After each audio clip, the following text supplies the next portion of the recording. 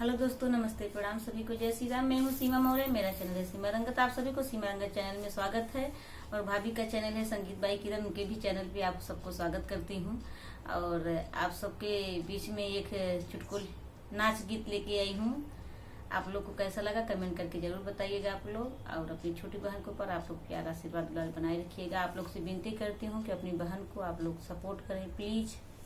Hello दोस्तों, नमस्ते, प्रणाम। मैं हूँ किरण प्रजापति। मेरे चैनल का नाम है संगीत बाई किरण। संगीत बाई किरण के चैनल पे आप लोग का स्वागत है दोस्तों। और नाच गीत लेकर आए हैं दोस्तों, कैसा लगेगा कमेंट बॉक्स में जरूर बताइएगा। और अपने छोटी बहन के ऊपर प्यार दुलार आशीर्वाद बनाए रखिएगा दोस्तों। इतना प्यार दीजिएगा कि मेरा भी वॉच टाइम बढ़ जाए। वॉच टाइम बढ़ नहीं रहा है, तो चलिए सुनाते हैं, कैसा लगेगा जरूर बताइएगा। आइए सुने। जाड़ लागे ये ससुरु जाड़ लागे, करवनवा के छैया जाड़ लागे, करवनवा के छैया जाड़ लागे।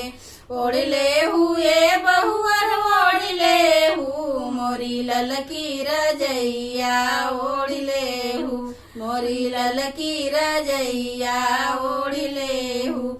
डर लागे ससुर डर लागे, तोहर पाकल पाकल बरवा से डर लागे, तोहर पाकल पाकल बरवा से डर लागे। जाड़ लागे भसुरु जाड़ लागे, करवनवा के छैया जाड़ लागे, करवनवा के छैया जाड़ लागे। ओढ़ले हुए भाई ओढ़ले हूँ, तोर ललकी रजैया ओढ़ले हूँ, मोरी ललकी रजैया ओढ़ले हूँ। डर लागे ये भसुरु डर लागे, तोहर बड़ी बड़ी मुछिया पर डर लागे, तोहर बड़ी बड़ी मुछिया पर डर लागे। जाड़ लागे ये देवरा जाड़ लागे, करवनवा के छैया जाड़ लागे, करवनवा के छैया जाड़ लागे। ओढ़ले हुए भाभी ओढ़ले हूँ, मोरी ललकी रजैया ओढ़ले हूँ, मोरी ललकी रजैया ओढ़ले हूँ। डर लागे ये देवरा डर लागे, तोहर काली काली जुल्फी से डर लागे, तोहर काली काली जुल्फी से डर लागे।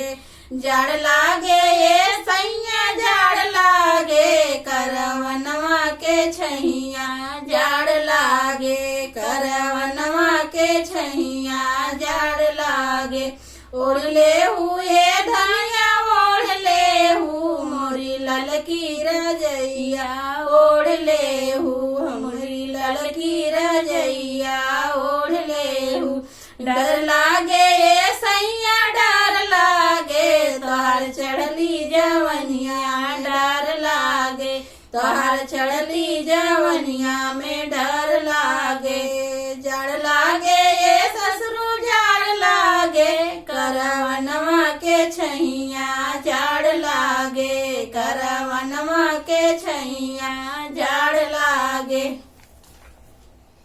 तो आप लोग को ये नाच गीत कैसा लगा कमेंट करके जरूर बताइएगा। मिलते हैं अगले वीडियो में, तब तक बाय बाय बाय।